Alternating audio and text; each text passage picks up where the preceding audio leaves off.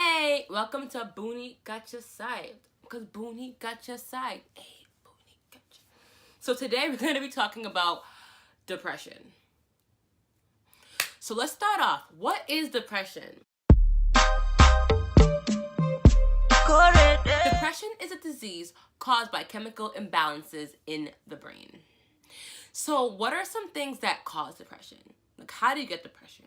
There are different factors that can attribute to depression. And these factors are environmental factors, psychological factors, and genetic factors.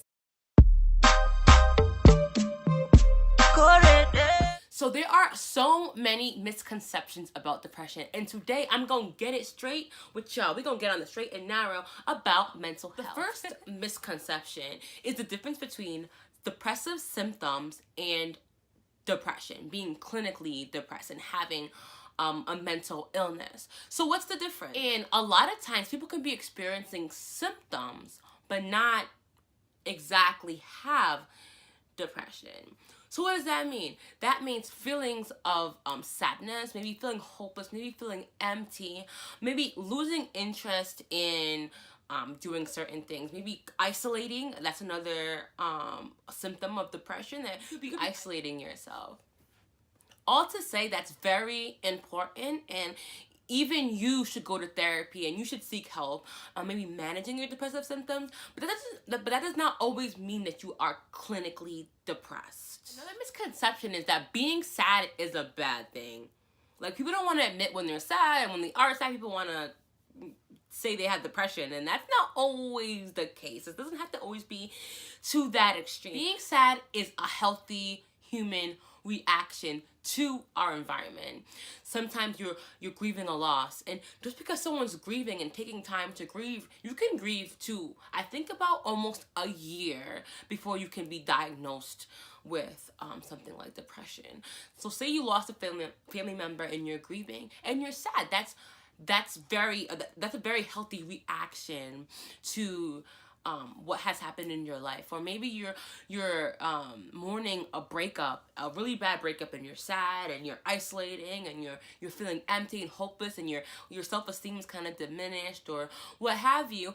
Those are very, very normal reactions to what you just went through. Maybe you watched the movie, for example. That's another thing. Maybe you watched the movie and it really bothered you, or you saw something online that really bothered you, and you're feeling sad. Like, things like that. That's like being sad, and feeling in general is a human reaction, and it's completely healthy. A lot of times when people don't have that sad reaction or that reaction to bad news, sometimes that kind of worries mental health professionals. Like, what's going on there? It might be a personality disorder. Can we please stop doing this, y'all? Can we please just come closer? Can we stop using depression for clout? Like, this is a serious mental illness. People suffer. This is not fun. Like, this is not something to tweet about. This is like real thing. People are very debilitated by depression, and I feel like I'm loving it though, how in this day and age where people are talking and being more open and transparent about their mental illnesses, people are having discussions online, people are having discussions in schools, people are educating each other about mental health. But also there's people who just use depression for clout. You see the self-diagnosers that diagnose themselves with depression and never seen a therapist, and just, I don't know, maybe use it as a way to, sometimes people use it as a way to maybe communicate how they're feeling, but it's very dangerous to use the sensitive language. It's very dangerous to use words like depression, and maybe your depression isn't exactly what depression is, and it can really offend people who are going through this mental illness and who are surviving every day. So let's speak about using the wrong language. Let's talk about self-diagnosis. So let's stop self-diagnosing ourselves with depression. There are people who went to school, who study depression, who see depression all the time and know exactly how to diagnose. And I really urge you guys, if you feel like you are depressed, because that's where it starts. It starts by self-discovery. You hold all the answers. So if you feel like, oh my gosh, like I'm researching about depression, this is how I feel, like I'm feeling sad, and it's kind of getting to a point where I feel like it's kind of enabling me from doing my everyday activities, like I really urge you to go see a therapist and see, like, am I clinically depressed? Am I not? And even if you're not, you can benefit from therapy as well. So now we're gonna just go over. We're gonna look in my handy dandy DSM-5. We're gonna look at what depression is. Okay, so in the mental health world, when you are diagnosed with depression, per the DSM-5, there have been other DSMs that have slightly different language, but currently per the DSM-5, you will be diagnosed with major depressive disorder, and they will diagnose you on a scale. So depending on how many symptoms you qualify for, you can have either mild, severe, or moderate depression. So let's go over to the criteria. So you have to have at least one of these two that I'm about to list criteria to qualify for depression. So one of your symptoms has to be a depressed mood, and the other symptom and or has to be a loss of interest.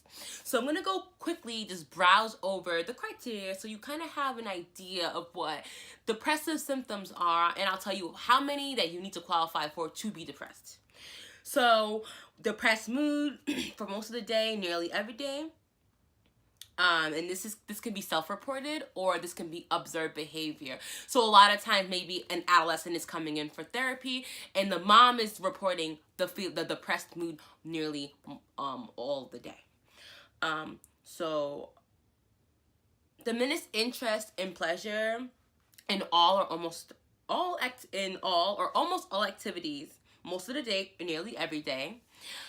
Significant weight loss or weight gain, insomnia or hypersomnia nearly every day, fatigue or loss of energy nearly every day, feelings of worthlessness and excessive inappropriate guilt nearly every day, diminished ability to think or concentrate or indecisiveness nearly every day, and recurrent thoughts of death or recurring thoughts of suicidal ideation.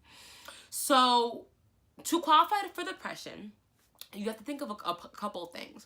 Number one, these symptoms need to impair your daily functioning, occupational and social. So this is what depression might look like, and it looks different ways, and everyone kind of internalizes depression different ways, or deals with the depression different ways. There are some functioning people who are depressed, but you don't often see that. You usually see somebody who is debilitated by this mental illness. So what does that mean? That means that you can't go to work, or when you go to work, your depressive symptoms are kind of interfering with the quality of your work. Maybe you're getting fired from jobs. That happens to a lot of people who have mental illnesses, or you can't keep a job, or you can't concentrate at work, or you can't make correct decisions, or maybe you can't even make it out the door to work. Maybe you're at home and you can't make it out the door. Maybe you can't take showers in the morning, you can't get up and brush your teeth, or maybe you're having issues interpersonally with relationships. Maybe you're having a hard time maintaining the ones you have.